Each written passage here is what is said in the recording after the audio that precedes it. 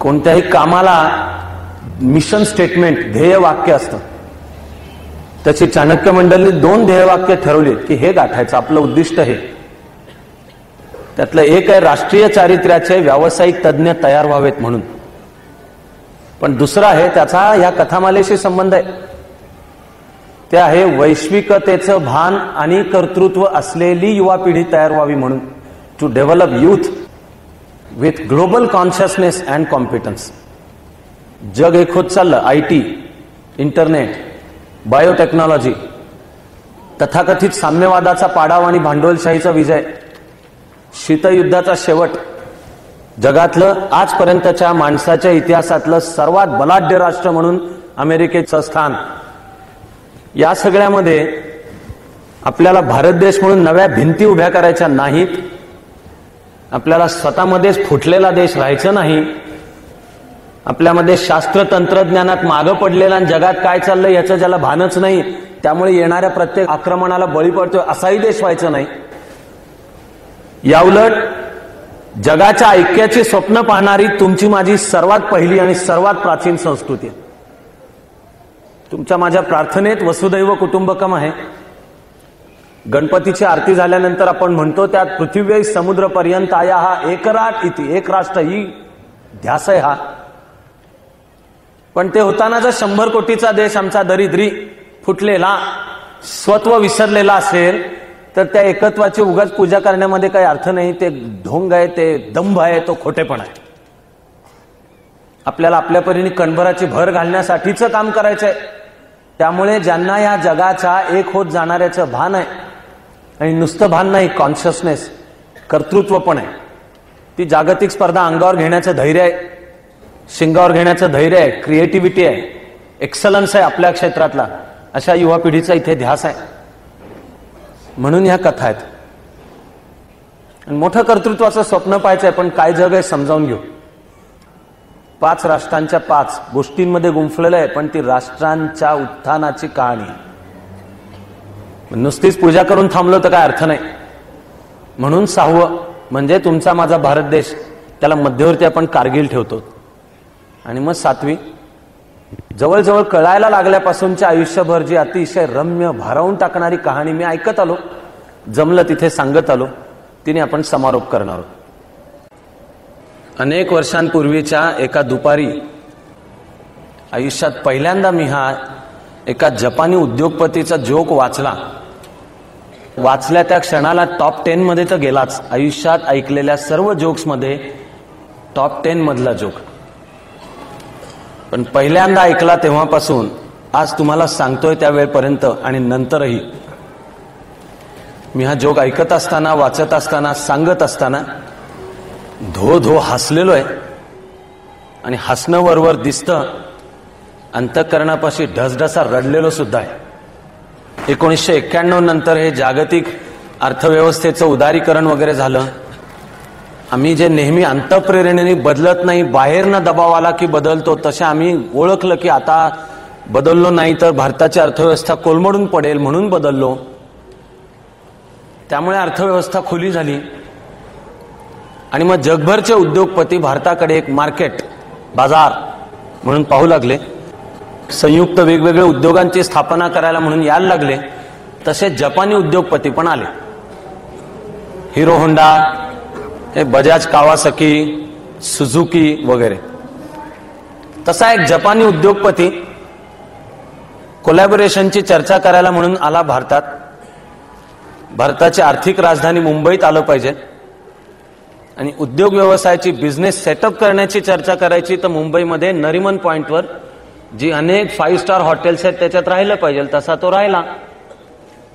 अनेक दिवसांची चर्चा वगैरे झाल्यानंतर त्याचा एक दिवस ठरलेला की आता मला परत जायचंय. त्यांनी त्या हॉटेलच्या व्यवस्थापनाला सांगून ठेवलेलं की 6 विमानतळावरून माझी फ्लाईट टोकियो करता इतक्या वाजताची आहे. त्यावेळेला अजून विमानतळाचं नाव 6 होतं. नंतर त्या आंतरराष्ट्रीय विमानतळाला नाव आपण दिलंय छत्रपती शिवाजी महाराज आंतरराष्ट्रीय विमानतळ. आंतरराष्ट्रीय विमानतळाला नाव शिवाजी महाराजांचं. आणि जो देशांतर्गत आहे डोमेस्टिक, त्याला शासनाबरोबर काम करताना आम्ही सूचना केली होती की आपण नाव JRD टाटांचं देऊयात. देशांतर्गत विमानतळाला नाव टाटांचं आणि आंतरराष्ट्रीय विमानतळाला शिवाजी महाराजांचं का? तर आम्ही देशात जेव्हा एकमेकात प्रवास करू त्यावेळेला आधुनिक देश म्हणून विकास करताना एक रोल मॉडेल म्हणून कोणाला डोळ्यासमोर ठेवूयात? तर आता उद्योग व्यवसाय बिझनेस मधल्या चांगल्या प्रॅक्टिसेस ह्याच्यासाठी जणू JRD टाटा. पण ज्या वेळेला आंतरराष्ट्रीय क्षेत्रामध्ये एक स्वाभिमानी राष्ट्र म्हणून आम्ही वावरतो, तर या देशामध्ये ज्याला पहिल्यांदा पाऊल टाकायचं असेल त्याला आधीच समोर नाव दिसू द्यात की 20व्या आणि 21व्या शतकातही जर स्वतंत्र आणि स्वाभिमानी भारत उभा असेल तर तो कोणाच्या नावामुळे उभा आहे? ते शिवाजी महाराजांच्या नावाला मुजरा करा, मग या भूमीची धूळ कपाळाला लावा. म्हणून आंतरराष्ट्रीय विमानतळाला नाव छत्रपती शिवाजी महाराज आंतरराष्ट्रीय विमानतळ. मला प्रश्न असतो की जगातून येणाऱ्या प्रवाशांना दिसावं म्हणून छत्रपती शिवाजी महाराज मान्य, आम्हाला दिसतं का? आम्हाला त्याचा जो आधुनिक अर्थ आहे 20व्या आणि 21व्या शतकाचा नुसता पूजे करता नाही, नुसतं शिवाजी महाराज किती थोर सांगण्याकरता नाही, आत्ताचं जीवन जगण्याकरता, आत्ताचा हा महाराष्ट्र आणि भारत घडवण्याकरता आपण कसे वागलं पाहिजे हेही त्या शिवाजी महाराजांकडनं शिकायचं.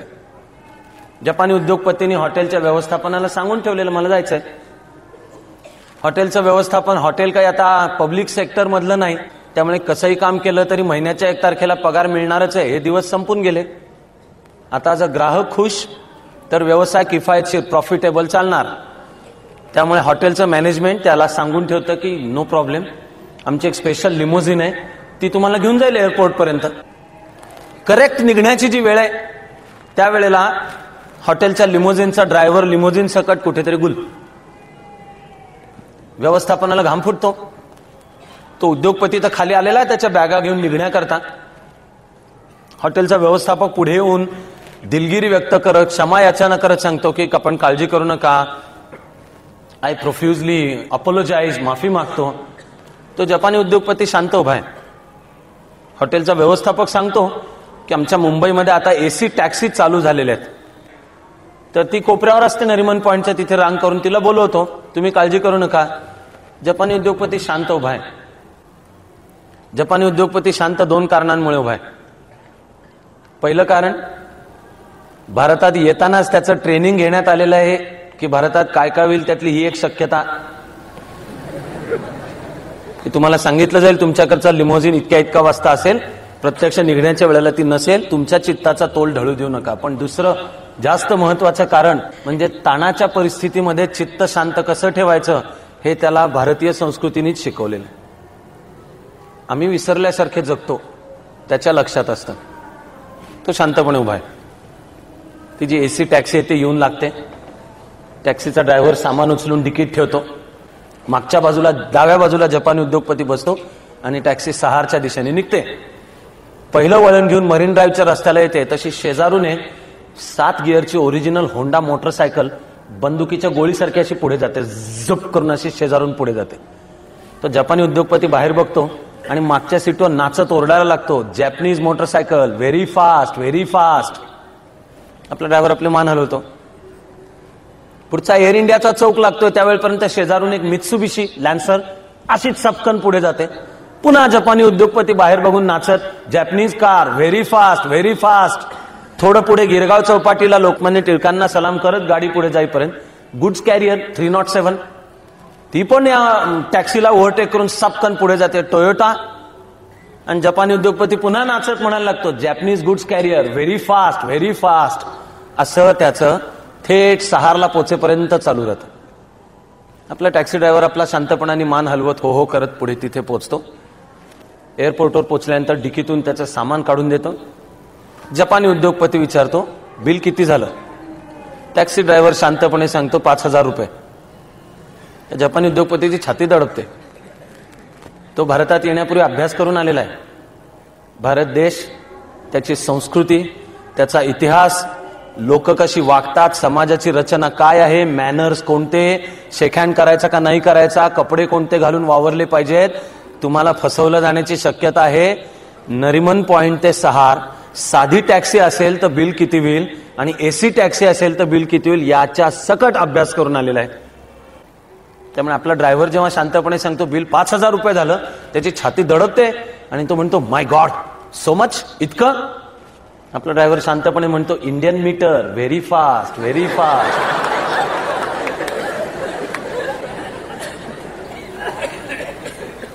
मी तुम्हाला आठवण करून देतो की मी म्हणालो, आयुष्यात पहिल्यांदा वाचल्यापासून आजपर्यंत, वाचत असताना, सांगत असताना, ऐकत असताना मी धोधो हसतही असतो, पण माझ्या मनाचा व्यक्त न होणारा भाग तितकाच ढसढसा रडत असतो. कारण हा जोक हा भारताचा राष्ट्रीय इन्सल्ट आहे. आम्ही अति झालं, तिथे हसू आलं म्हणून आम्ही हसत बसतो, पण आम्ही काही शिकतो का? जपान, त्याचा उद्योगपती, कदाचित तो 100-150 वर्षांपूर्वीपर्यंत तो पण सामुराई असेल. तो पायघोळ वेश घालून, कमरेला शेला लावलेला, लटकती तलवार, ती तलवार पण विशेष. तलवारबाजीचं शिक्षण म्हणजे समाजातल्या स्थानाचा निदर्शक समजणारा, ज्या समाज व्यवस्थेमध्ये जातीभेद होते तो पाळणारा. पण पाश्चिमात्यांचं शास्त्र तंत्रज्ञानाचं नव्या जगाचं आक्रमण कळलं आणि डोळ्याची पापणी लवायच्या आत देश बदलला, चमत्कार वाटावा असा देश बदलला. त्याला देशाचा अभिमान आहे. आता तो त्या परंपरागत जाती व्यवस्थेवर जात नाही, तो समता पाळतो. सामुराई योद्ध्याचा झाला उद्योजक म्हणजे झाईबात्सू. पण जपानी प्रॉडक्ट म्हणजे उत्तमच असणार, त्याची क्वालिटी चांगलीच असणार, याचा ज्याचा अभिमान ओसंडून वाहतो असा जपान. माझ्याबरोबर तुम्ही विचार करून पहा की समोर जपान हा शब्द आल्यानंतर काय काय येतं. माझ्या मेंदूमध्ये अनेक प्रतिमांची अशी सरमिसळ व्हायला लागते, मिसळायला लागतात. मला आठवते राजर्षी शाहू महाराजांची कॉमेंट. शाहू महाराज त्यावेळेला कोल्हापूर संस्थानमध्ये समाज सुधारणांचा कार्यक्रम राबवताना म्हणाले होते की भारतातल्या उच्चवर्णीयांनी सामुराईंचा आदर्श डोळ्यासमोर ठेवला पाहिजे. आणि आधुनिक जपान निर्माण होण्याच्या आधी जपानमध्ये जाती व्यवस्था होती. त्या जाती व्यवस्थेतले उच्चवर्णीय म्हणजे सामुराई. पण बदलता काळ ओळखून त्यांनी स्वतःचे विशेष अधिकार सोडून दिले, विषमता बंद केली आणि एक समतापूर्ण समाज स्थापन करण्यामध्ये त्यांनी पुढाकार घेतला. शाहू महाराज त्यांची आठवण करून देऊन म्हणत असत, ते मला आठवत राहतं. मला माहितीये आजही भूकंप झाला, आपल्याला सगळ्यांना जपान म्हणलं की भूकंप आठवेल. पण जगामधलं अत्याधुनिक ज्ञान बिल्डिंग कन्स्ट्रक्शनचंही घेताना जपाननी भूकंपाला योग्य असं आर्किटेक्चर, अशा बिल्डिंग आणि त्या उत्तुंग उभ्या राहिल्या. तरी जपानमध्ये भीषण भूकंप झाला तरी तेवढी काही सेकंद अस्वस्थ जातात आणि नॉर्मल काम परत चालू होतं. रेल्वे आहेत, फास्टेस्ट आहेत, बुलेट ट्रेन्स आहेत. जपान म्हणल्यावर भूकंपाची एक प्रतिमा येते. हा फुजियामा नावाचा जो आता विझलेला पण अजून न संपलेला ज्वालामुखी आहे, ज्याला पूर्वीच्या काळामध्ये जपानमध्ये देवता म्हणून पूजलं जायचं, तो फुजियामा आठवेल कोणाला? भंगार आणि मेंटली रिटार्डेड हिंदी पिक्चर पाहायची सवय असेल तर लव्ह इन टोकियो पण आठवेल. 1905 मध्ये जपाननी रशियाचा पराभव केला आणि संपूर्ण भारताच्या स्वातंत्र्य लढ्याला प्रेरणा देणारा तो प्रसंग होता. भारतामध्ये वंगभंग, भारतामध्ये जहाल विरुद्ध मवाळ, लाल बाल पाल, योगी अरविंद आणि गोपाळकृष्ण गोखले, फिरोजशाह मेहता, दादाभाई नौरोजी अँड कंपनी. पण एक आशियाई देश एका युरोपीय देशाला हरवू शकतो आधुनिक युद्धशास्त्रानुसार, ही प्रेरणा देणारा प्रसंग होता. अभ्यास केल्यावर नंतर लक्षात येतं की रशियाला आशियातले लोक आशियाई म्हणत नाहीत, युरोपीय म्हणतात. पण युरोपीय लोक रशियाला युरोपीय मानत नाहीत, ते म्हणतात हा आशियाई देश. पण 1905चं रुसो जपान युद्ध हे निसंशयरित्या भारताला आणि जगातल्या अनेक देशांना प्रेरणा देणार होतं. ती प्रतिमा येऊ शकते. अकिरा कुरोसावा हा जो विश्वविख्यात दिग्दर्शक आहे, त्यांनी मुळात 7 सामुराई नावाचा एक चित्रपट तयार केला होता. हॉलिवूडचे चांगले चित्रपट पाहायची सवय असेल तर त्याचा मॅग्निफिसंट 7 नावाचा अप्रतिम चित्रपट येऊन गेला. युल ब्रायनरनी त्यातल्या मुख्य एक खेडेगाव, त्याच्यावर दरोडेखोर दरोडे घालतायत. म्हणजे आधी मूळ जॅपनीज आणि नंतर हॉलिवूडची शोलेची आवृत्ती म्हणा. फार तर गाव ठरवतं की या दरोडेखोरांच्या पासून वाचायचं असेल तर काय, म्हणून ते एका सामुराईकडे जातात की तुझं काम आमचं संरक्षण करण्याचं आहे. तो सामुराई युद्धातल्या वेगवेगळ्या तंत्रात तज्ञ असलेल्या 7 जणांना गोळा करतो, गावात येतो, दरोडेखोरांविरुद्ध लढतो, जिंकतो. आणि आपलं काम संपल्यानंतर त्या गावातून निघून जातो. ही 7 सामुराई, तिचं इंग्लिश रूपांतर झालं मॅग्निफिसंट 7. माझ्या मेंदूमध्ये प्रतिमा येत राहते या अकिरा कुरोसावाचाच राशोमान नावाच्या चित्रपटाची. गेट, खेडेगावाचं गेट. पत्नीबरोबर जंगलातनं जात असताना जपानी दरोडेखोर दरोडा घालतात, पकडतात. नवरा पळून जातो, बायकोवर अत्याचार होतो. बायको त्यानंतर पुन्हा नवऱ्याला भेटते. कुरोसावा आपल्याला कथा एका टप्प्यापर्यंत सांगतो आणि मग सांगतो या कथेची पुढची वाटचाल काय आहे कोणालाही माहित नाही. कथेमध्ये नेमकं काय घडलं हेही कोणालाही माहिती नाही. चित्रपटाचा उरलेला भाग तो फक्त 4 शक्यता दाखवतो काय घडलं असेल, आणि सत्याचा शोध नेमकं निश्चित काय घडलं सांगता येत नाही. त्या पत्नीनी नवऱ्याचा भेकडपणा पाहून आपणूनच ती त्या दरोडेखोराला हवाली झाली का? दरोडेखोराचं आणि पतीचं आधीपासून काही भांडण होतं का? अशा तो 3-4 वेगवेगळ्या शक्यता दाखवत राहतो. मग आपल्या डोळ्यासमोर येतोय गोल, आणि कल्पना आहे की ते गोल चक्र फिरतं आहे. ते कधी काळा भाग वर येतो, पांढरा भाग खाली जातो, पांढरा भाग वर येतो, काळा भाग खाली जातो. चीनी आणि जपानी तत्वज्ञानामध्ये ह्याला नाव दिलंय यिन आणि यांग, डे फोर्सेस आणि नाईट फोर्सेस, पुरुष शक्ती आणि स्त्री शक्ती, को एक्झिस्टन्स ऑफ म्युच्युअली अपोजिट्स. एकमेकाच्या जे विरुद्ध वाटतात ते विरुद्ध नाहीये, ते एकत्र आहेत, ते एकत्र आहेत म्हणून त्याला अर्थ आहे. आणि जीवनाचं चक्र फिरत असतं, त्याकडे एका स्थितप्रज्ञ म्हणजे झेन मनोवृत्तीने पाहण्याचा दृष्टिकोन. झेन मनोवृत्ती म्हणजे केवळ ध्यान नाहीये. गौतम बुद्धांनी शिकवलेला विचार चीनमध्ये पोचला, चीनमधून इसवी सन 538 मध्ये जपानमध्ये पोचला. ध्यानचं चान झालं आणि चानचं चीनमधून जपानमध्ये जाताना झालं झेन. पण ते झेन म्हणजे नुसतं आसन मांडी घालून विशिष्ट प्रकारचं ध्यान म्हणजे झेन नाहीये. तर ज्ञान आणि कर्म हे एकरूप आहेत, हे एकमेकाच्या विरुद्ध नाही आहेत. नॉलेज आणि ऍक्शन यांचं अद्वैत हे एकरूप आहे म्हणजे झेन. कुरोसावाच्या सौजन्याने, राशोमानच्या सौजन्याने हे गोलचक्र जीवनाकडे स्थितप्रज्ञ दृष्टीने पाहण्याचं शिकवणार अशी प्रतिमा येत राहते. निसंशयरित्या दुसरं महायुद्ध, लष्करशाही, अक्षराष्ट्रांना सामील होणे, जनरल टोजो, तोरा तोरा तोरा, पर्ल हार्बरवरचा हल्ला, आशियाई देशांमध्ये जपानी सैन्याने केलेले अत्याचार, मान्चुरिया, आणि मग हिरोशिमा आणि नागासाकीवर अणुबॉम्ब पडल्यानंतर हा देश उद्ध्वस्त झाला, शरण गेला, सम्राटाची पद्धत रद्द झाली, आधुनिक लोकशाही बनली. ऐकावं ते 7 नद्या, 7 समुद्र, 7 डोंगर यांच्या पलीकडे असलेल्या परिकथांच्यातली गोष्ट ऐकावी तसंच वाटत राहतं की हे मिश्रण काय आहे. वाटायला म्हणलं तर परस्पर विरुद्ध, पण ते परस्पर विरुद्ध व्यक्तीपासून राष्ट्रापर्यंत, विश्वापर्यंत कुठे नाही. हे उत्क्रांतीचा संदेशच आहे की आपल्याला जे परस्पर विरुद्ध वाटतं ते प्रत्येकामध्येच आहे, ते प्रत्येकाच्या राष्ट्रीय स्वभावात सुद्धा आहे. पण बेचिराग झालेला एक देश, ज्याच्याकडे स्वतःचा कच्चा माल नाही, ज्याच्याकडे जमिनीत कच्चं लोखंड सापडत नाही, तो देश कच्चं लोखंड आयात करतो आणि उत्तम स्टील तर सोडाच, त्या स्टीलनी तयार केलेला उत्तम कार्स जगाच्या बाजारपेठेमध्ये विकतो. त्या इतक्या उत्तम असतात की अमेरिकन उद्योजकांना सुद्धा जपान हा धोका वाटतो. जपानला स्वतःचं दुसऱ्या महायुद्धानंतर सैन्य नाही, पण जपान हा धोका वाटतो. क्रायस्लर्स, फोर्ड हे जपानी ह्या आर्थिक आक्रमणाला पिवळा ताप, येलो फीवर असं म्हणतात. आणि कच्चा माल नसलेला हा देश, ज्याला आयात करावा लागतो, जो समुद्रांनी वेढलेला आहे, 4 बेटांच्या मध्ये वाटलेला आहे, तो जगामधले एक आर्थिक सत्ता म्हणून उभा राहतो. बेचिराग झालेले हिरोशिमा आणि नागासाकी यातले अणुबॉम्बच्या आठवणी प्रदर्शनात जपून ठेवाव्या लागतात. बाकी हिरोशिमा आणि नागासाकी उद्ध्वस्त होताना काय असतील इतक्या अत्याधुनिक म्हणून उदयाला येतात. ऐकाव्या त्या कहाण्या अद्भुतच. की म्हणे जपानमध्ये कारखान्यांमध्ये संप होत नाही. जपानमध्ये कारखान्यांची शिफ्ट जी चालू होते ही उद्योजक, मालक, व्यवस्थापन, कामगार एकत्र बसून ध्यान करतात आणि मग कामाला जातात. तिथे विषमता नसते.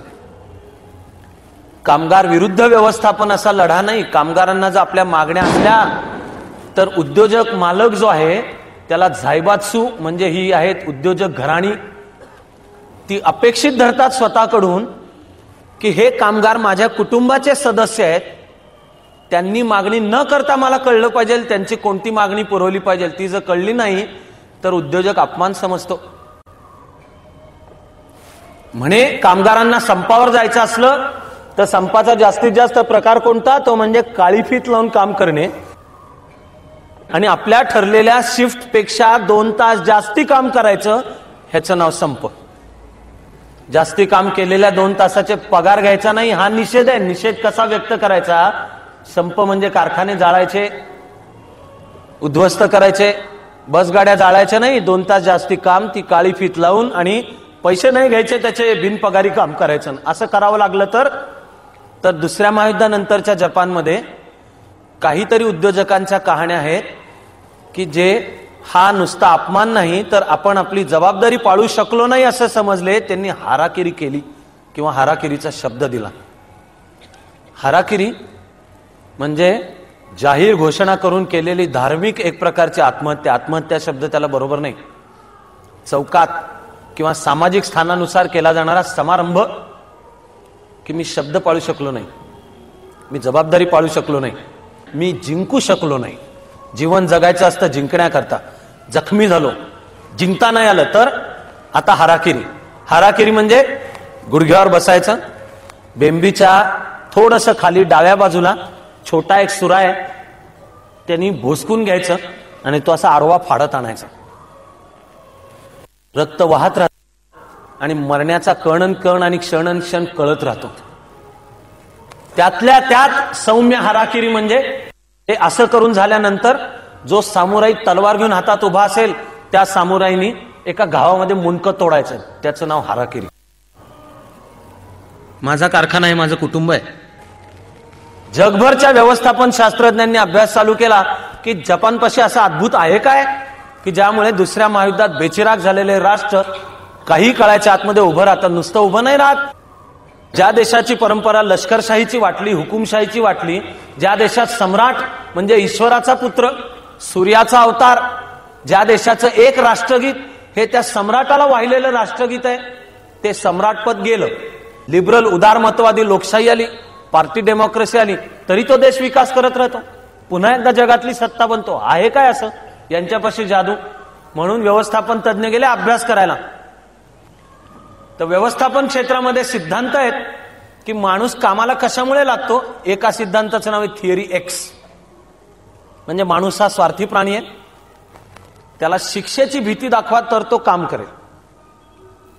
त्यामुळे हे केलं नाही अमुक शिक्षा, ते केलं नाहीच तर अमुक शिक्षा, हिचं नाव थिअरी एक्स. दुसरी थिअरी वाय.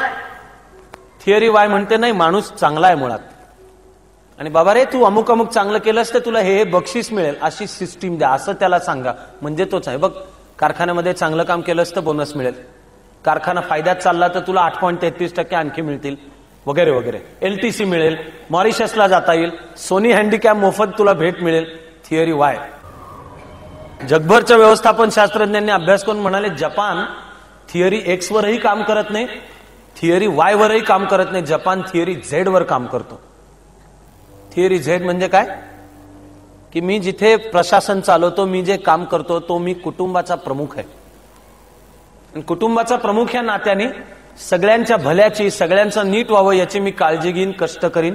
ते माझ्या स्वार्थासाठी असणार नाहीत, त्याच्या भल्यासाठी द्यावी लागली तर मी थोबाडीत पण ठेवून देईन, पण ती प्रेमाने असेल, माझे कर्तव्य करण्याकरता असेल. कारखान्याचा मालक, कारखान्याचा चालक हा स्वतःला त्या कुटुंबाचा मालक समजतो.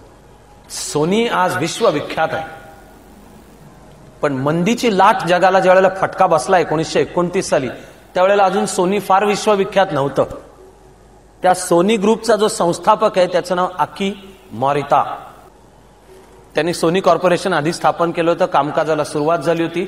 जपानी अर्थव्यवस्था भांडवलशाही अर्थव्यवस्थेशी एकरूप असल्यामुळे 1929 मध्ये पहिल्यांदा जेव्हा वॉल स्ट्रीट कोसळला, त्याच्या पाठोपाठ जपानी अर्थव्यवस्थाही कोसळली. सोनी तोट्यात चालायला लागली, आणि मग कोणीतरी व्यवस्थापन तज्ञांनी त्याला सोनीला सल्ला दिला की तुला जर तोटा कमी करायचा असेल तर कारखान्यातल्या कर्मचाऱ्यांना ले ऑफ म्हणजे कामावरून काढ, तात्पुरतं काढ. तात्पुरतं काढणे म्हणजे ले ऑफ, की काम नाही त्यावेळेपर्यंत घरी बसा, काम आलं की तुम्हाला बोलवतो, पण काम नसल्यामुळे पगार देऊ शकत नाही, ले ऑफ. पण त्याच्याहून म्हणजे जर बचत करायची असेल खर्चामध्ये तर रिट्रेंचमेंट म्हणजे कामगारांना काढूनच टाक. तोटा सोसणारा आकिमोरिता, उद्ध्वस्त होण्याच्या उंबरठ्यावर असलेला आकिमोरिता, अख्खं सोनी कॉर्पोरेशन डुबेल अशी शक्यता असलेला आकिमोरिता या विश्वविख्यात व्यवस्थापन शास्त्रज्ञाला सांगतोय की तू सांगतोयस तसं मी कामगारांना काढूनही टाकणार नाही किंवा तात्पुरताही कामावरून बाजूला करू शकणार नाही, कारण त्यांच्या कुटुंबांची मी पर्यायी व्यवस्था करू शकत नाही, तोपर्यंत त्यांना कामावरून काढायचा मला अधिकार नाही. ते घर टिकलं आणि मंदीची झळ संपल्या संपल्या विदिन नो टाइम ते घर कुठल्या कुठे पोचलं. ते सोनी कॉर्पोरेशन किती प्रतिमांची सरमिसळ आहे. मनाला वाटत राहतं उत्सुकतेने की हे काय आहे रसायन, आणि आम्हाला आमचा हा भारत देश महाराष्ट्र समजून घेत बदलायला काय करूयात. जपानचं नाव निप्पॉन. निप्पॉन म्हणजे उगवत्या सूर्याचा देश, लँड ऑफ रायझिंग सन. आणि जपानी दंतकथा म्हणते की ईश्वराने तलवार समुद्रामधून वर काढली, त्या तलवारीचे जे 4 थेंब पडले ती म्हणजे 4 मुख्य जपानी बेट, होन्शू, होक्काइडो, शिकोकू आणि क्युशू. उत्तरेकडून दक्षिणेकडे येणारी ही 4 मुख्य बेट. मग आसपास आणखी दुसरी क्युराईल, साखालिन, आता त्या अनेक देशांशी त्यांचे वाद चालू आहेत, पण ही 4 मुख्य बेट.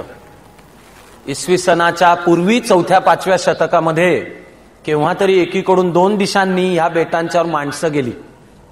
दक्षिणेकडून म्हणजे कोरियाच्या बाजूनी असं मानलं जातं की ती होती शांततावादी, ती होती कलासक्त. आणि चीन आणि आशियाच्या मुख्य भूमी मेनलँड कडून गेली ती होती तलवारबाजी, युद्धखोरी. जपानच्या राष्ट्रीय स्वभावामध्ये हे दोनही घटक असल्याचं तेव्हापासून आजपर्यंत सांगतात. याचं रूपक म्हणून वापरले जाते सामुराईची तलवार आणि शेवंतीचं फूल. जपानच्या राष्ट्रीय परिभाषेमध्ये शब्द आहे सेत्सू गेत्सू का. सेत्सू गेत्सू का म्हणजे बर्फ, डोंगराळ प्रदेश, सूर्य, निसर्ग. एका बाजूला निसर्गरम्यता, एका बाजूला कलासक्ती आहे, एका बाजूला नुसतं चहा पिण्याचं जे रिच्युअल आहे ते सौंदर्याने भरलेलं आहे. ओरिगामी म्हणजे कागदाची कला आहे, फुलांच्या वेगवेगळ्या रचनांचं शास्त्र आहे. कवितांच्या मध्ये 3 ओळींची एक कविता, पण तिच्यामध्ये प्रचंड अर्थ भरलेला असतो. Sitting still, doing nothing and grass grows all by itself. जपानी एका हायकूचं मी तुम्हाला इंग्लिश रूपांतर सांगतोय. 3च ओळी, पण 3 ओळींच्यावर जेवढं चिंतन करावं तेवढा सागराहून गंभीर खोल अर्थ भरलेला त्याच्यात सापडत राहतो. ध्यान, झेन चं 3 ओळींचं वर्णन आहे. 3 ओळींची कविता म्हणजे हायकू. सिटिंग स्टिल, काय करायचं? सिटिंग स्टिल, डुईंग नथिंग, श्वास घेत राहायचं, तो पण मुद्दाम घ्यायचा नाही. आलेल्या विचाराला येऊ द्यायचं, गेलेल्या विचाराला जाऊ द्यायचं.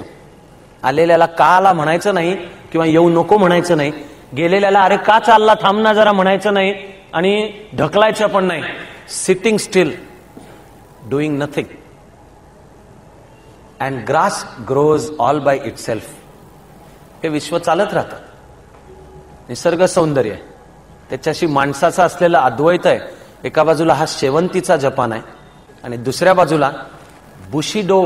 बुशिडो म्हणजे युद्धाचा मार्ग, योद्ध्याचा रस्ता असलेला, सामुराईचा रस्ता असलेला. शिंतो हे जपानी धर्माचा एक मुख्य आविष्कार. शिंतो म्हणजे ईश्वराने सांगितलेला धर्म.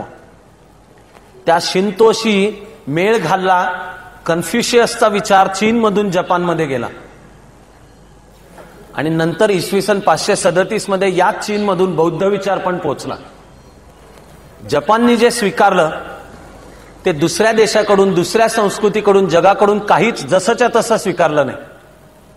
ते घेताना त्याच्यावर जपानी संस्करण केलं. ही परिवर्तनशीलता 19व्या शतकापर्यंत घेतलं पूर्वेकडून, पण ते घेताना त्याच्यावर जपानी संस्करण करून नवी नवी रूपं दिली.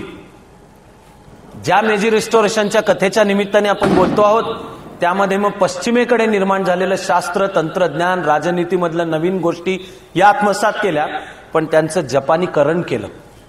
आधुनिकता स्वीकारताना माती विसरले नाही, पण माती जतन करायची म्हणजे संस्कृतीच नेऊन मातीत घालायची, बुरसटलेलं पुराण मतवादी व्हायचं हेही नाही.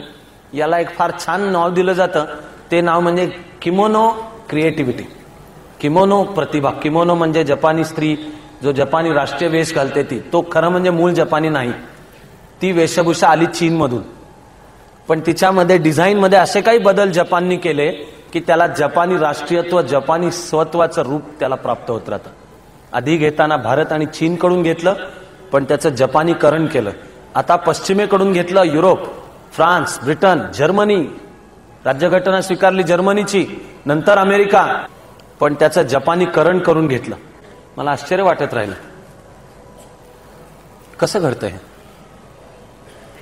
आणि मेंदूमध्ये जो सतत भारत घेऊन मी फिरतो, ही जी सवय लागून बसलेली, त्यापैकी असलेली तगमग संपत नाही. शतकानुशतकं तुमचे माझे संत महात्मे सांगून थकले. मला वाटत राहतं तोंडाला फेस येऊन मेले, बहुधा थडगी काढली आपण त्यांची, की बाबांनो, धर्म कर्मकांडात नाही, गळ्यातल्या माळेत नाही, विठोबा पंढरपूरला नाही, कर्म ही ईश्वराची पूजा आहे आणि कांदा मुळा आणि भाजी अवघी विठाबाई माझी. पण आम्ही अजूनही 21वे शतक चालू राहिलं तरी फुटलेले जातीपातीत. ती जन्मावरनं ठरणार. माणसाला कुठल्या चौकोनात बसवायचं हे मला त्याचं आडनाव कळलं, ते माझ्या आडनावाच्या सोयीचं आहे का? तर आम्ही राष्ट्र म्हणून, आम्ही समाज म्हणून, आम्ही संस्कृती म्हणून आम्ही अजून एकत्र येत नाही. क्षमता असून भारत कुठल्या कुठे पोचायला पाहिजे तो जात नाही. आता जपानकडनं शिकण्याची वेळ येते. 16वं शतक जपानचं उजाडलं. त्यावेळेला जपानमध्ये अनेक छोटी छोटी राज्य होती. त्या राज्यांची आपसात फाटाफूट होती. आणि ज्या शहाण्या माणसांना कळलं की ह्या फाटाफुटीमुळे आपला विकास होणार नाहीये. सम्राट होता पण नामधारी होता. सम्राटाबद्दल जपानी संस्कृतीत संकेतच हा होता की तो राज्य करतो पण सत्ता चालवत नाही. मिकॅडो रेन्स बट डझंट रूल. मिकॅडो म्हणजे सूर्याचा पुत्र. जपानी सम्राट हा सूर्याचा पुत्र आहे अशी संकल्पना आहे. सगळ्याच राज्यकर्त्यांना आपला वंश सूर्यापर्यंत नेऊन भिडवण्याची इच्छा असते. हे जगभर दिसेल आपल्याला. कारण माणसाला सहज कळणारा ऊर्जेचा, शक्तीचा स्रोत तो आहे. तो विश्वाच्या शक्तीचा स्रोत आहे. मग मी समाजाचा नेता म्हणून, राज्यकर्ता म्हणून, राजा म्हणून काम करतो. हा मला वारसा कुठून येतो? सगळ्याच राजघराण्यांना नातं सांगावं असं वाटतं की आम्ही सूर्याच्या वंशातले. प्रभू श्रीराम आणि श्रीकृष्ण पण सूर्याच्या वंशातले. बाप्पा रावळ पासून राणा प्रताप पर्यंतचा सिसोदिया वंश पण सूर्याच्या वंशातला. प्राचीन मेसोपोटामिया संस्कृती पूजा करत होती ती पण सूर्याच्या वंशातली. दक्षिण अमेरिकेतल्या मय, ॲझ्टेक आणि इन्का संस्कृती ह्यांचा मुख्य देव सूर्य. मिकॅडो म्हणजे स्वर्गाचा पुत्र, सूर्याचा, ईश्वराचा या पृथ्वीवरचा थेट प्रतिनिधी. कारण तो ईश्वराचा पुत्र आहे. तो राज्य करतो पण सत्ता चालवत नाही. सत्ता जे ठिकठिकाणचे सरदार दरकदार असतील ते चालवतात. असा जपान 16व्या शतकाच्या सुरुवातीला फुटलेला होता शेकडो राज्यांच्या मध्ये. 1453 मध्ये कॉन्स्टँटिनोपल पाश्चिमात्यांच्या हातून गेला, ख्रिश्चन संस्थांच्या हातून गेला, तुर्कांनी ताब्यात घेतली. त्यांचा चीन आणि भारताकडचा व्यापाराचा मार्ग बंद झाला. त्यांनी नवे मार्ग शोधण्याकरताच्या यात्रा त्यांच्या चालू झाल्या. त्याचवेळी युरोपमध्ये शास्त्र तंत्रज्ञानाची प्रगती चालू झाली. पृथ्वी गोल आहे अशा टोकाने गेलो तरी आपण भारताकडे पोहोचू. करत करत हे युरोपीय प्रवासी, पोर्तुगीज, डच, ब्रिटिश, फ्रेंच हे पोचले जपानच्याही किनाऱ्यावर. 16वं शतक. मग त्यामध्ये तोकोगावा घराण्यामध्ये एक पराक्रमी आणि दूरदृष्टी असलेला पुरुष निर्माण झाला. त्याचं नाव हिदेयोशी.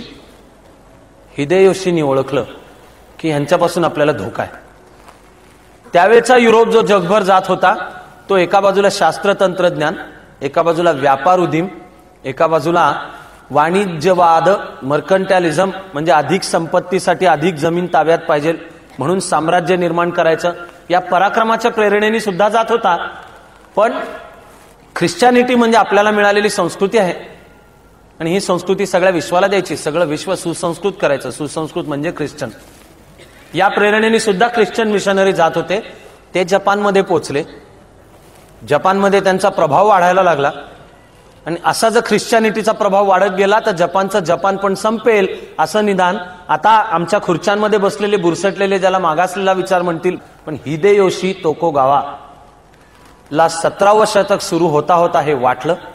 त्यांनी सैन्य जमवलं, तलवार उपसली, वेगवेगळे जी राज्य होती त्यांची एकी घडवून आणली आणि सगळ्या पाश्चिमात्यांना हाकलून काढलं तिथून. शिल्लक ठेवले फक्त डच, कारण डच होते प्रोटेस्टंट.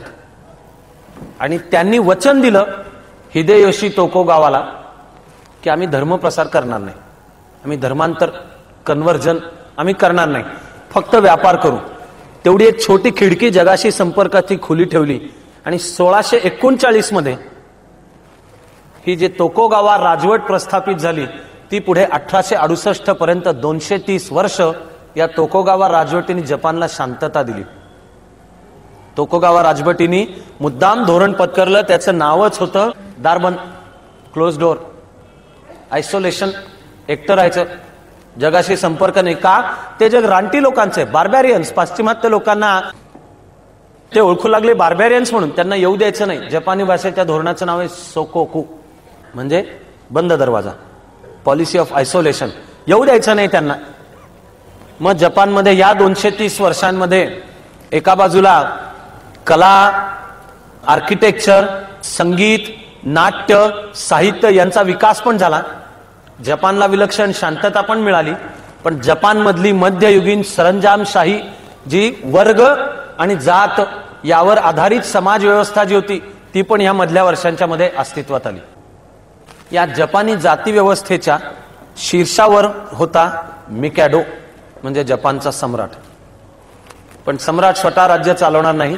सम्राटाच्या वतीने सम्राटाचा सर्वात पराक्रमी सरदार, सर्वात पराक्रमी सैनिक, त्याचं जॅपनीज भाषेतलं नाव आहे शोगन.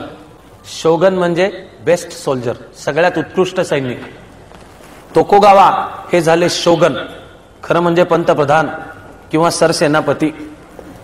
आणि मग सुमारे 250 छोटी छोटी राज्य, त्यातली मुख्य 59 ते होते सेनापती. त्यांचं जॅपनीज मधलं नाव आहे दायम्यो. दायम्यो हे शोगनच्या हाताखाली, दायम्यो शोगनच्या सूचनेनुसार काम करणार. या मुख्य 59 दायम्योंकडे जे सैनिक कामाला असतील, ज्यांचा धर्म युद्ध हा आहे, ते म्हणजे सामुराई. म्हणजे जपानी समाज व्यवस्थेतल्या आत्ताचा दुःखद शब्द वापरायचा तर उच्चवर्णीय. ते एकूण समाजाच्या 6% होते, म्हणजे 3.5 पेक्षा 2.5% जास्ती होते. पण सामुराईंनी काम करायचं नसतं. सामुराई दायम्योशी जोडलेले असतात. त्यांचं काम तलवार आणि झेन, ध्यान शिकणे आणि तलवार. युद्धामध्ये ते सामुराई युद्धाचं सुद्धा एक नीतिशास्त्र प्रस्थापित झालं, पण ते दायम्योंकडे असायचे. मग सामुराईंच्या खालोखाल समाज व्यवस्थेचं तत्कालीन जपानी चातुर्वर्ण्यातलं स्थान होतं शेतकऱ्यांचं. शेतकऱ्यांच्या आणखी एक पायरी खाली म्हणजे खरं म्हणजे बलुतेदार, आर्टिसन्स, गावामधले कारागीर. आणि मध्ययुगातल्या जपानी समाज व्यवस्थेमध्ये सगळ्यात नीच, सगळ्यात खालचं स्थान होतं व्यापाऱ्याला. व्यापाऱ्याला सगळ्यात खालचं स्थान का होतं? कारण ह्याचा परकीयांशी संबंध येतो, तो विटाळतो. त्याचा रानटी बार्बॅरियनशी संबंध येतो, तो समुद्रात न जातो. बाकीच्यांना समुद्र बंदी होती, विदेशींशी संपर्काला बंदी होती.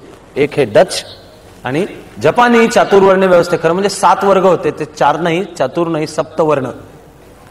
पण याच्यामधला हा व्यापारी हा सगळ्यात खालच्या पातळीचा. त्या व्यापाऱ्याचे जगाशी संबंध येत होते, डचांशी संबंध येत होते, शास्त्र तंत्रज्ञान कुठं चाललंय ते कळत होतं. हळूहळू व्यापारी वर्गाकडे जमा झाला पैसा, पण समाजामध्ये स्थान नव्हतं. समाजामध्ये स्थान होतं सामुराईंना.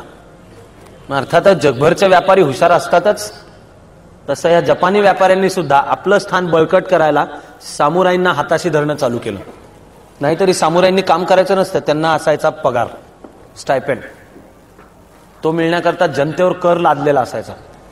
व्यापाऱ्यांनी जबाबदारी घेतली ठिकठिकाणच्या दायम्योंकडे की तुमच्या सामुराईंना फंडिंग, पैसा, पगार आम्ही देऊ. दिमतीला दायम्योच्या, पण पैसा येणार व्यापाऱ्यांच्याकडनं. हळूहळू शहरी भागामध्ये जे सामुराई राहत होते ते बनत गेले सुखासीन. त्यांच्याकरता तलवार ही भिंतीवर टांगून ठेवण्याची गोष्ट झाली, कारण काम न करता पैसा येत होता.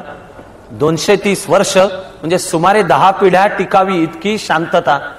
त्यामुळे आमचे पण पूर्वज पानिपतच्या लढाईत लढले, ही काय घरी गंजलेली तलवार भिंतीवर आहे सांगावी, तशी शहरी भागातले डायमंडच्या दिमतीला असलेले जे सामुराई होते त्यांच्या तलवारी, त्यांची मनं, त्यांची सामाजिक स्थानं गंजलेली झाली. पण तोकोगावांचं जी पकड होती राज्य व्यवस्थेवरची, ती पकड मात्र चालू राहिलेली होती पुढे 1868 पहिला झटका बसेपर्यंत. खरं म्हणजे जो झटका बसला ती होती झुळूक.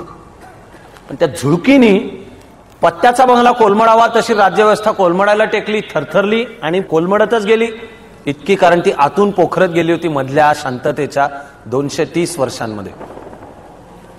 शोगन सम्राटाच्या वतीने राज्यकारभार चालवत होता. पुढे मी तुमच्याशी गोष्ट सांगत असताना जर मेंदूत ठेवलं की साताऱ्याला छत्रपती होता, पण छत्रपती स्वतः राज्य करत नव्हता, त्यांनी जबाबदारी सोपवली होती पेशव्यांच्यावर.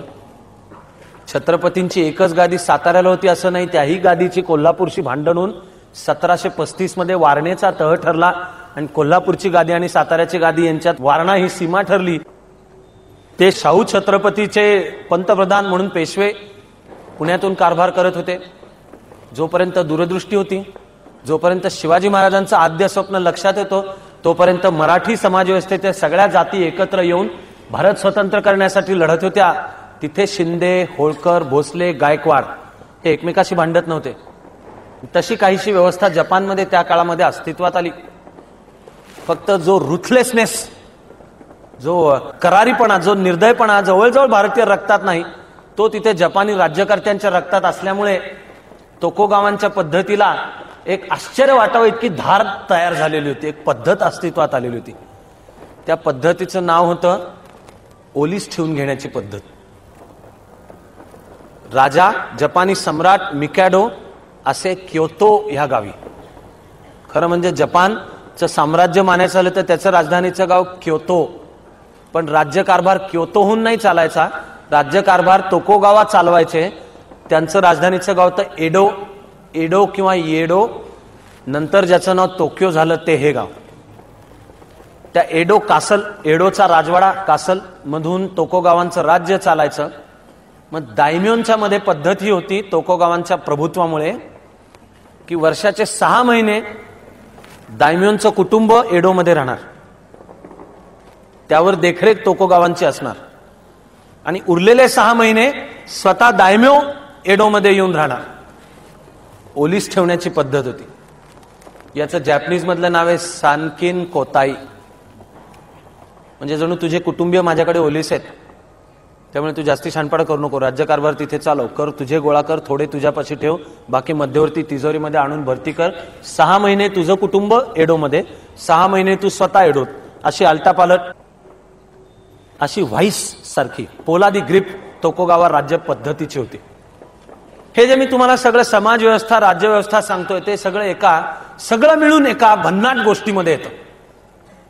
या गोष्टीचं नाव आहे 47 रॉनिनची गोष्ट. रॉनिन म्हणजे ज्या सामुराईचा दायम्यो मरतो किंवा जो सामुराई दायम्योकडून मुक्त होतो, आता तो कोणा एका दायम्योच्या कामात नाही, नोकरीत नाही, असा सामुराई, त्याला जॅपनीज मध्ये म्हणतात रॉनिन.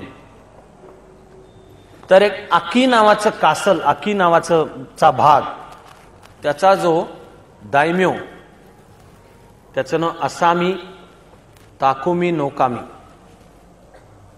आणि त्याचा दुसरा आणखी एक दायम्यो सहकारी, त्याचं नाव कामेई सामा.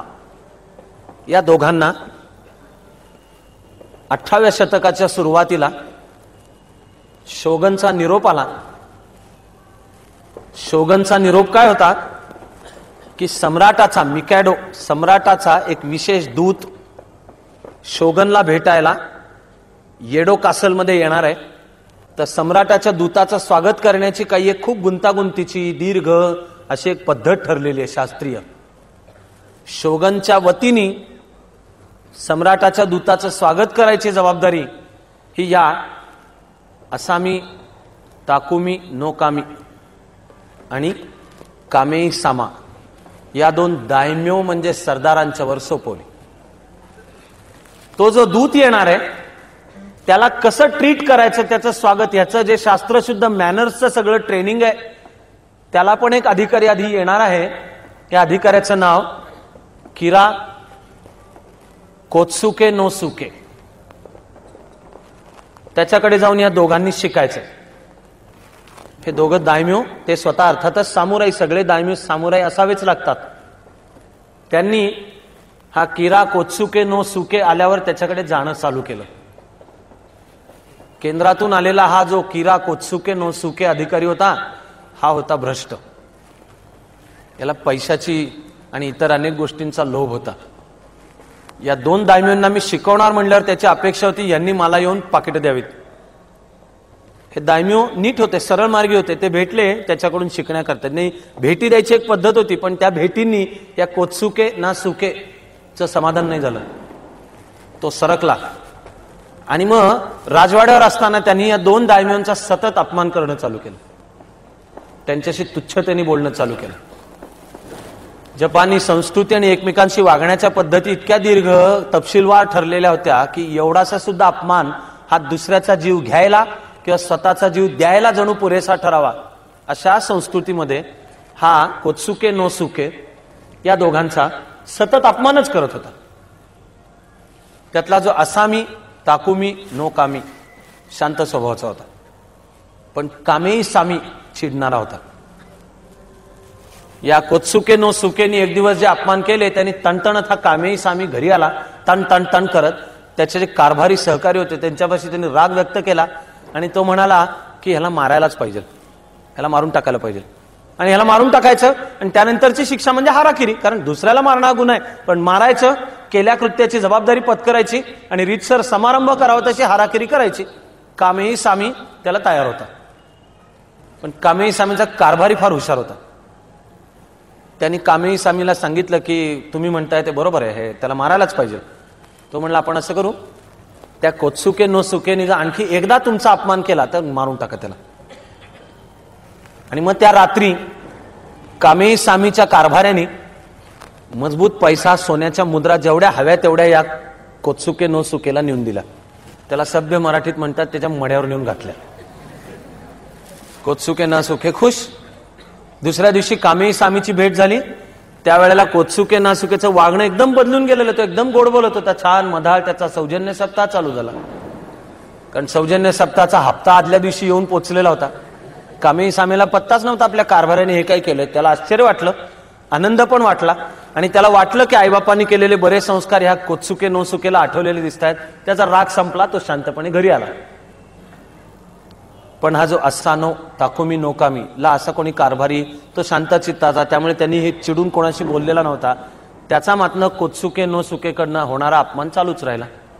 एक दिवस जे काही ट्रेनिंग असेल ते चालू असताना ते संपल्यानंतर या कोत्सुके नो सुकेनी ताकुमी नोकामीला सांगितलं, माझ्या बुटाचा बंद रिबिन सोड आणि बांध.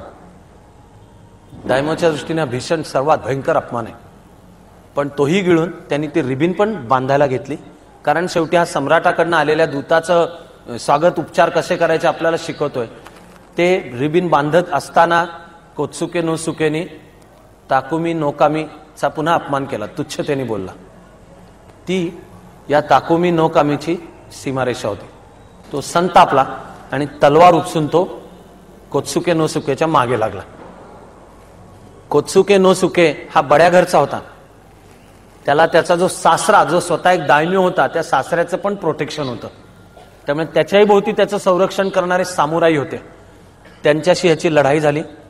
ताकुमी नोकामी एकटाच होता, पकडला गेला होता. तो गुन्हा होता, त्याच्याकरता हाराकिरी करण्याची शिक्षा त्याला ठोठावण्यात आली. आणि याच वाड्याच्या लागून जे मंदिर होतं त्या मंदिराच्या आवारामध्ये ताकुमी नोकामीनी हाराकिरी करून घेतली. मागे उरले ताकुमी नोकामीचे 47 सामुराई. त्यांचा दायम्यो मेला. या 47 सामुराईंचा जो प्रमुख होता त्याचं नाव कुरानोसुके.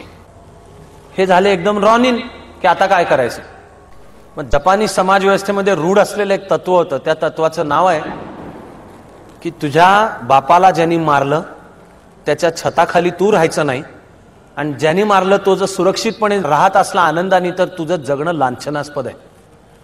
हे जे सूत्र आहे हे खरं म्हणजे मूळ चिनी कन्फ्युशियसच्या विचारसूत्रांमधलं.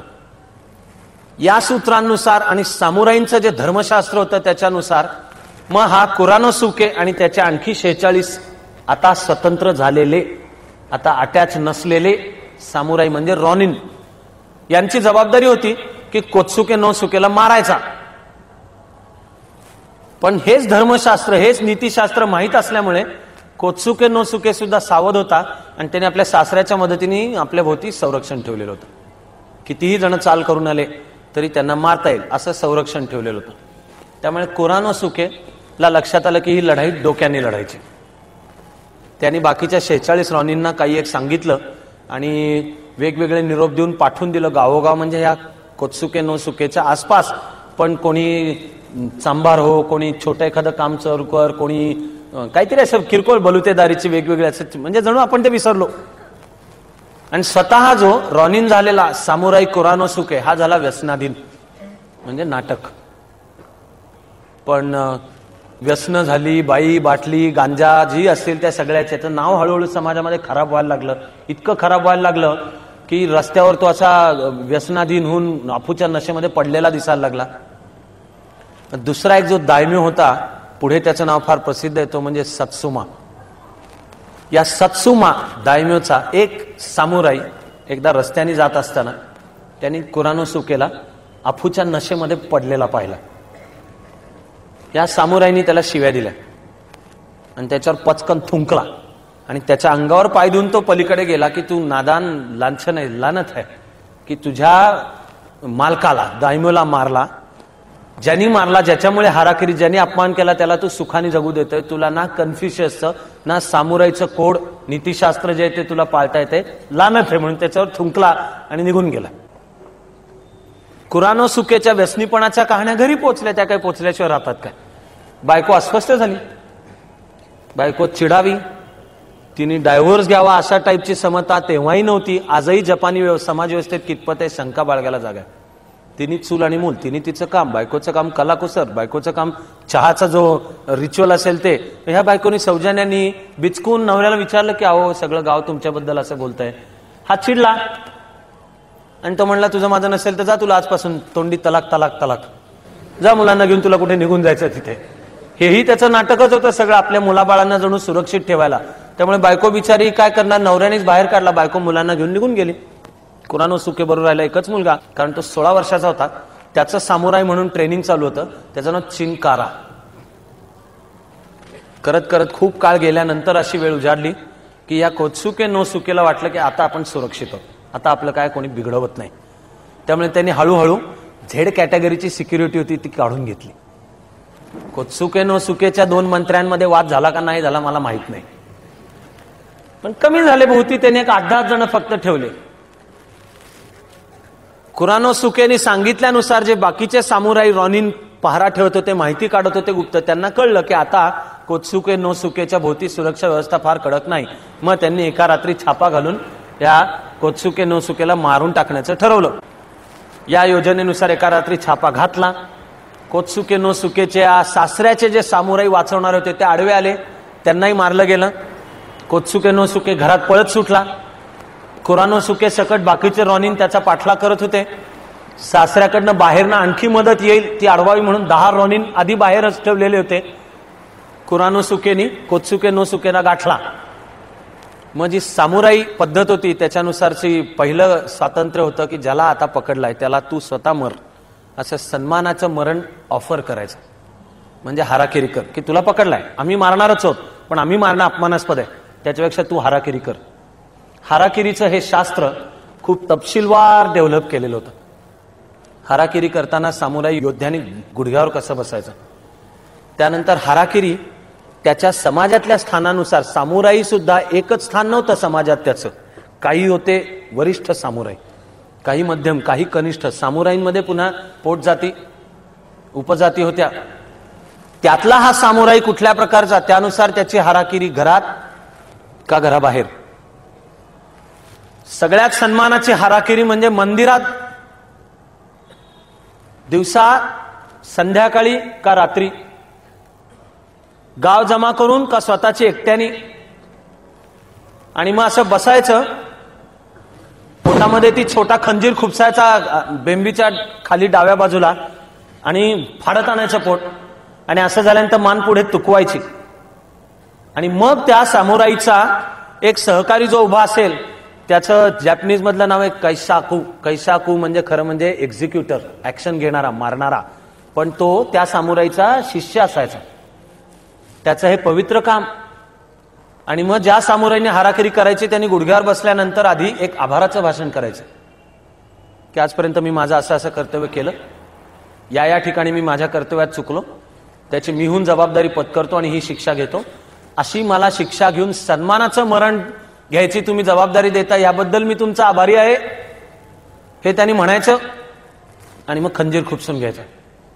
त्याचा जो कैशाकू म्हणजे त्याचा सहकारी सामुराई, तो पुन्हा या समाजातल्या पदांच्या नुसार त्या कैशाकूनी डाव्या बाजूला उभं राहायचं का उजव्या, आणि ज्याला जोची हाराकिरी होतीये त्याच्या मानेवर जी तलवार चालवायची ती त्याचं समाजातलं स्थान कसं आहे त्यानुसार तलवार किती उचलायची हे ठरणार.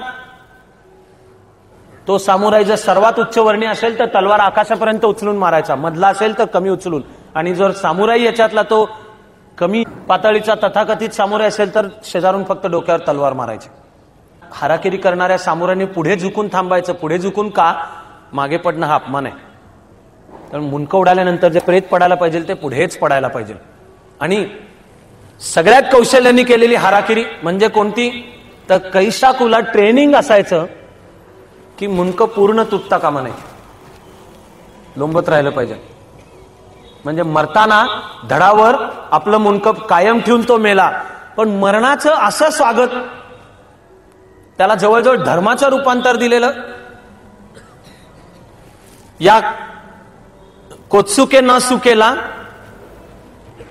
ताकामी नो कामीच्या रॉनिननी पकडलं आणि त्याचा सन्मान, त्याला मारायचा तेही सन्मानाने. त्यांना मान्य की हा दायम्य आहे, म्हणजे समाज व्यवस्थेत आपला वरचा आहे, त्यामुळे त्याच्याशी पण आदराने वागायचं. तलवार पण चालवायची पण ती आदराने. त्याला पहिल्यांदा ऑफर करायची की आम्ही पकडले, आता मारणार तर आहोत, तू स्वतः हाराकिरी कर, सन्मानाचं मरण आहे. कोत्सुके नो सुके भयंकर घाबरलेला होता, त्यामुळे तो काय हाराकिरीला तयार झाला नाही. हे पाहिल्यानंतर रॉनिननी त्याला पकडला. जे काही सन्मानाने तलवार चालवायला पाहिजे ती चालवली, मुंडकं तोडलं, ते पाण्यामध्ये बुचकळून धुतलं आणि आपल्या दायम्योला ज्यांनी अपमानित केलं होतं त्याचा सूड घ्यायचा. म्हणजे काय करायचं तर हे मुंडकं घेऊन टोकियोचं एक उपनगर सबर्ब, तिथे सामुराईंचं प्रसिद्ध मंदिर आहे, त्याचं नाव सेनगाकुजी.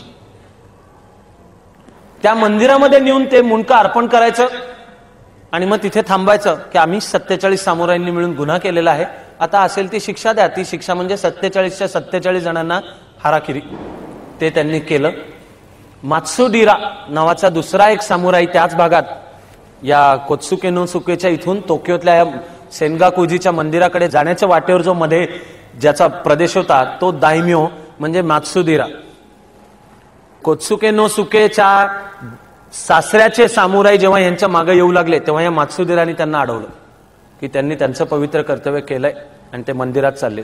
हे सेनगाकुजी मंदिरात गेले, कोत्सुके नो सुकेचं मुंडकं त्यांनी अर्पण केलं आणि तिथे शांतपणे 47च्या 47 जण थांबून राहिले. मग जो विषय मिकॅडो पर्यंत जाणार. माहितीच होतं की धर्मशास्त्रानुसार म्हणजे तत्कालीन कॉन्स्टिट्यूशन, राज्यघटना काय येणार तर ही शिक्षा आहे, शिक्षा घ्यायची आपण. 47च्या 47 जणांनी हाराकिरी केली. टोकियोच्या जवळ या 47 जणांचं त्या सेनगाकुजी मंदिराच्या आवारामध्ये अजूनही स्मारक, हे फार सन्मानजनक मानलं जातं. या 47 जणांनी आपली हाराकिरी करून झाल्यानंतर एक दिवस त्या 47च्या 47 थडग्यांच्या पाशी एक दुसरा सामुराई आला. तो होता तो सत्सुमा सामुराई, जो कुरानोसुके जेव्हा नाटक करत होता व्यसनाधीन असण्याचं पण रस्त्यावर पडलेला होता, त्याच्यावर थुंकला होता, तो आला. त्यांनी ह्या कुरानोसुकेच्या थडग्यापाशी उभं राहून माफी मागितली की मी तुझा अपमान केला होता, ही चूक आहे. एका सामुराईने दुसऱ्या, खरं म्हणजे तू केवढा आदर्श घालून दिलास. म्हणून त्यांनी कुरानोसुकेच्या थडग्याच्या जवळ बसून त्यांनी हाराकिरी केली. ही ऐतिहासिक घटना आहे. जपानी लोककथांच्या काळामध्ये ही 1639 ते 1853 जपान असा चालू होता. वरकरणी वाटावं सगळं नीट चालू आहे. मग आली एक झुळूक. ते झुळूक एकदम नाही आली, फुंकर मारावी तशी अशी छोटी छोटी झुळूक आधी येते आणि मग पत्त्याचा बंगला कोसळावा तसा कोसळत. मी म्हणलं तसं ऐतिहासिक दृष्ट्या पापणी लवायच्या आत झालेलं आधुनिकीकरण. अमेरिका मधल्या 200-250 वर्षांच्या मध्ये अटलांटिक पासून पॅसिफिक पर्यंत पसरली. पण अमेरिकेत गेलेले जे युरोपीय होते, विशेष मुख्यतः ब्रिटिश, त्यांची पक्की निष्ठा श्रद्धा होती की कोस्ट टू कोस्ट, अटलांटिकच्या समुद्र किनाऱ्यापासून पॅसिफिकच्या समुद्र किनाऱ्यापर्यंत विस्तार करणे ही आमची ईश्वरदत्त नियती आहे, मॅनिफेस्ट डेस्टिनी. 1840च्या आसपास हे अमेरिकन्स पश्चिम किनाऱ्यापर्यंत म्हणजे पॅसिफिक पर्यंत पोहोचले होते आणि आता व्यापार वाणिज्याकरता जगाच्या बाकीच्या भागाकडे त्यांचं लक्ष जाणं चालू झालं होतं. पहिलं अमेरिकी जहाज 1840 साली इडो बे, म्हणजे आता त्याला बे ऑफ टोक्यो, इडो हे टोक्योचं आधीचं नाव, त्यामध्ये शिरलं. हा होता कमोडोर बिडल. कमोडोर बिडल हा अमेरिकन नेव्ही ची जहाजं घेऊन इडो बे मध्ये आला. हे वर्ष 1840 आहे. ज्याला राष्ट्राकरता जीवनाच्या विविध क्षेत्रातल्या लढाया लढायच्या आहेत आणि आपली ही प्रार्थना करायची आहे, त्याला प्रेरणा वाटेल अशा गोष्टीपासून आपण सुरुवात केली. एकत्र प्रार्थना करू आणि आज थांबू.